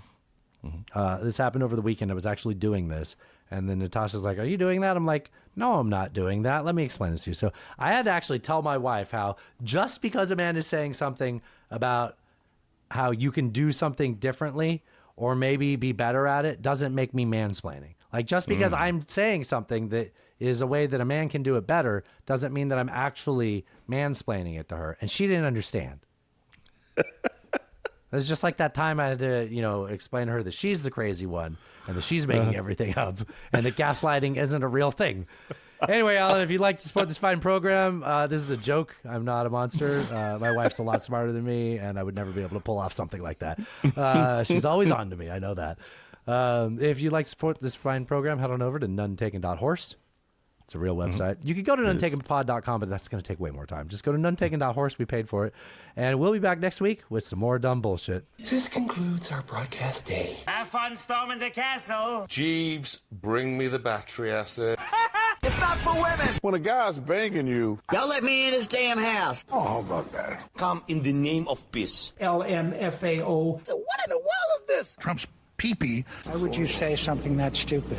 I come without explanations or solutions. I'm a very sexy lady, cat turd. I will not suffer this harlot. How great! An anti-American Marxist! Ted Cruz, go fuck yourself.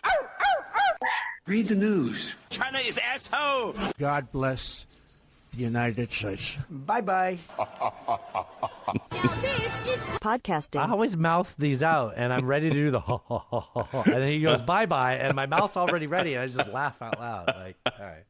Hey, Cheers. Cheers, That was Megan fun. Delinda S. That was fun. Dude, hey, I know I yelled at you, and I apologize. Okay, I already apologized. No, we're good. All right. That was a really fun show, right? That was a great it felt show. like really rapid fire, and I'm not even super caffeinated. I just... Oh, we're good. I Only like 2 this. hours. I came to the show very unprepared, and I like the way it feels to sort of wing it. It worked out. I think this is what happens if... Yeah, okay. All right. It's free associate. Yeah. All right, I'll talk to you tomorrow. All right, cheers. Cheers.